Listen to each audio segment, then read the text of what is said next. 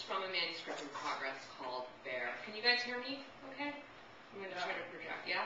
Okay. So it's called Bear. What do you need to know? The main character is a bear, and she lives in a forest.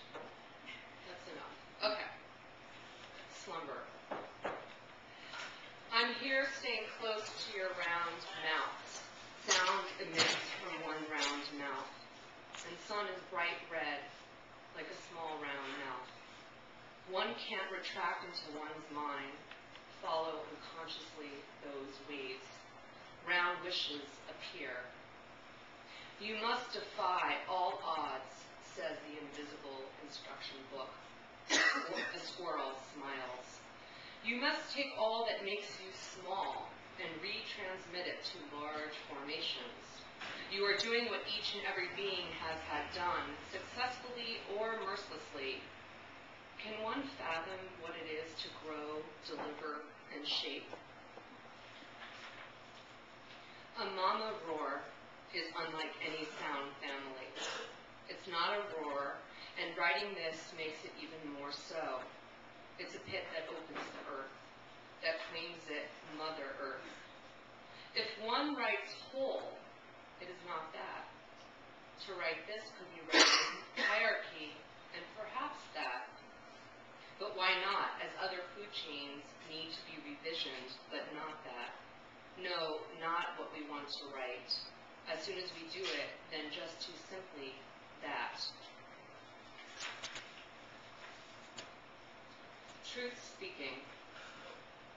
She could moan and wail, a rabbit's tail swish.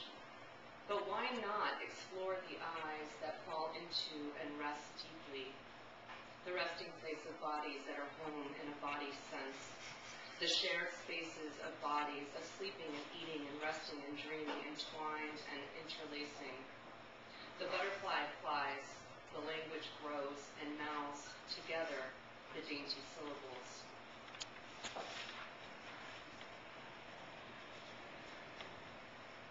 She couldn't commit to saying she knew all along this was her story, that it felt natural, and that word made her worried. And how she might reveal to colleagues and others that with the two in the world, the world was still in the loveliest sense. She saw her environment for all its leafiness and bramble, saw the variations and pieces and thought them whole. Saw herself as a spirit, generous and knowing even when she knew not. Saw a wholeness of personhood evolving, examining its mind and philosophies and etiquette and ethics. And the two were just being, and that felt part of her doing. Where is the mama? Who's the mama?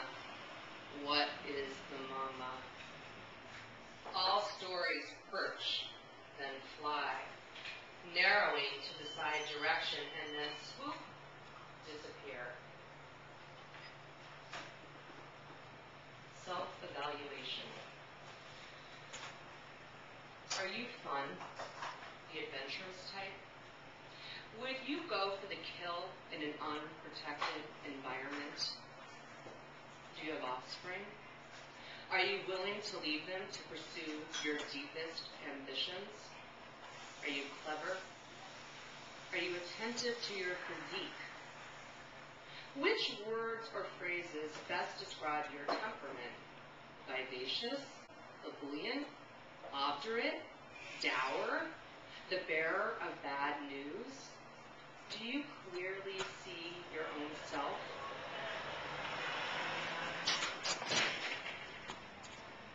Walking the in-between line, she must watch her back.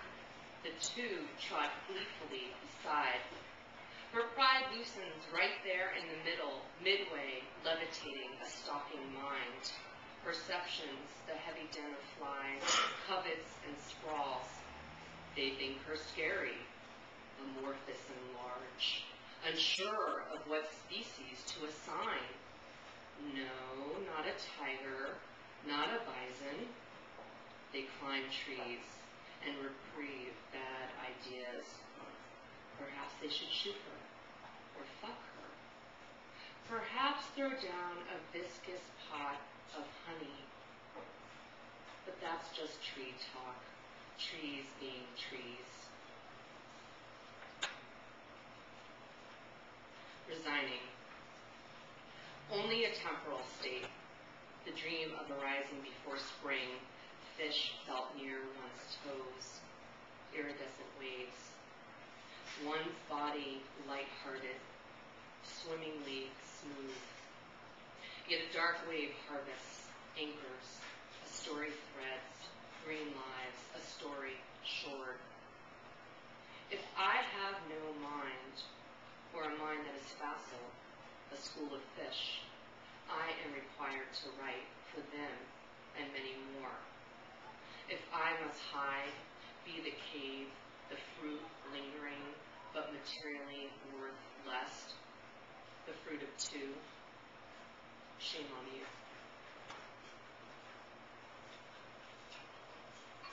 The way animals become tropes, personified, the shuffle and indiscreet that cannot be discussed, assigning forest language, fair talk.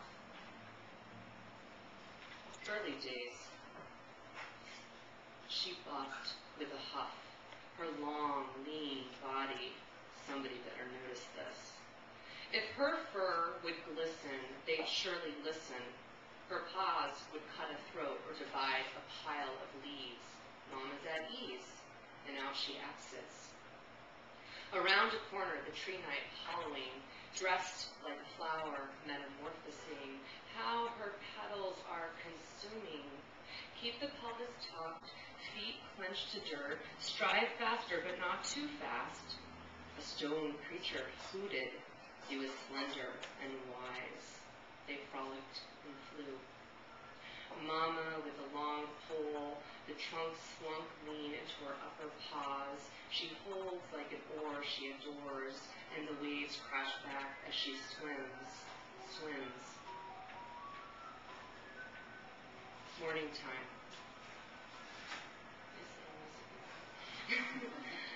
The hunted breath led to morning time. The hunted breath led to morning fog. Mama rolls, and the two matted shapes groan. A bird wills itself towards this commotion, shoots through the light. Grass shakes its dampness, stretching to its leanest form, and dirt, resealed from night's air, reforms as perfect ground. Do you know the forest language? Trees see nightmares. The snake alides, a greenish ribbon emits. Sun hits a hole, virgin blackened bees humming hum close to none. She murmurs, hatches, hurries, fresh, fragrant, doing, wetness dribbles, green riddles, not seen. Mama, dream, spring, mama, dream, spring, will yourself to exit a hole, rip asunder, thunder loud, mama, get this body moving. Today, she woke and thought her body was another's and immediately prepared for attack. As if terrified by shadows on the decaying rock, she retreats. When did the body become an enemy, a prohibitive zone? When she will reject what she brought to shape. They use her body to sleep and eat. They find great use. She takes them to the quiet river. She takes them to the quiet river. They drink from the river.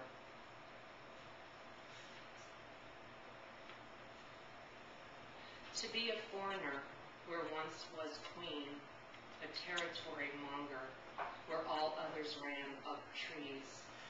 She shook her body, made trees sway. Yet what is honored is feared, burned. They soon came down the trees and took her fur. Ferociousness is a state of mind. No matter the body, small beings kill. Thank you.